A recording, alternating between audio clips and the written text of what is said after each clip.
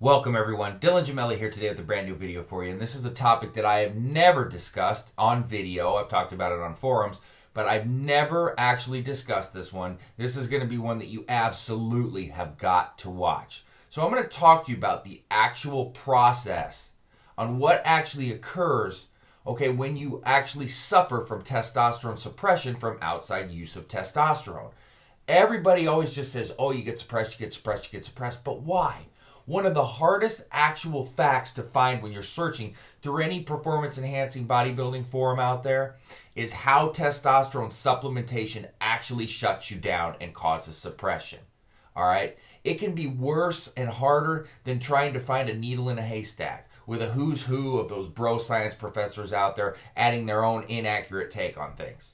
So here is exactly how testosterone supplementation shuts you down. Now, just some abbreviations I'm going to use so that we know. LH is luteinizing hormone.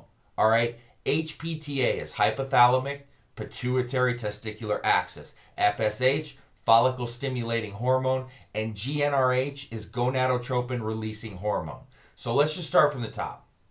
When exogenous testosterone, any type of steroid derivative is used, a cascade of actions are going to take place in this following order. First, your hypothalamus, and this is the master gland in your brain. What it does is it secretes GnRH, and that actually causes your pituitary gland to then secrete LH and FSH. All right? Now, the increase in these hormones causes the testes to actually stimulate the Leydig cells to then produce testosterone by the conversion of cholesterol. Now, testosterone then has the ability to undergo different metabolic processes that are going to inhibit GnRH, which then in turn inhibits the secretion of LH and FSH, and that brings a halt to natural testosterone production.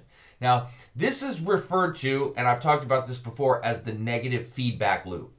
Once testosterone has actually stopped being produced, then it no longer sends this negative signal, and GnRH eventually begins to do its job again. So this is how homeostasis is actually maintained in the human body. The whole idea of supplementing with steroids is to override the mechanism for negative feedback. Now, there's a huge misconception that we can make, that we can take huge amounts of steroids and we don't have to worry about not producing testosterone because we're replacing it with an exogenous source. Now, the big problem with this is that certain steroids cause this to a greater degree than others do. All right? Estrogenic compounds, or compounds referred to as wet bulkers, these convert to estrogen in larger doses, and this causes greater suppression than an androgen would alone. Now, aromatization mediates testosterone's short-term feedback restraint of 24-hour endogenously driven and acute exogenous gonadotropin releasing hormone and stimulating, the luteinizing hormone and follicle stimulating hormone secretion as well. So, from there, the increased estrogen then sends signals that there's too much conversion. While there's too much conversion, your hypothalamus then sends signals that too much estrogen is in your system. So the secretion of LH and FSH is halted.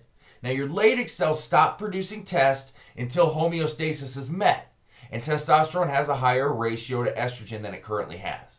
Now, using something to stop the conversion, an aromatase inhibitor like aromacin, Arimidex, or even letrozole, can also decrease the amount of shutdown caused or speed up the recovery process, as long as you don't completely crush your estrogen in the process. Now, some compounds are not as inhibitory of testosterone production, partly because of the fact that they don't really convert to estrogen. Anavar is one of those, Winstrol, those type, and it doesn't saturate androgen receptors like Tren would, for example. So saturation of the androgen receptor or increased androgen levels in the blood are the main cause of shutdown. And with, different kinds of compounds like trenbolone, for example, the effects last much longer because the metabolites are lingering around.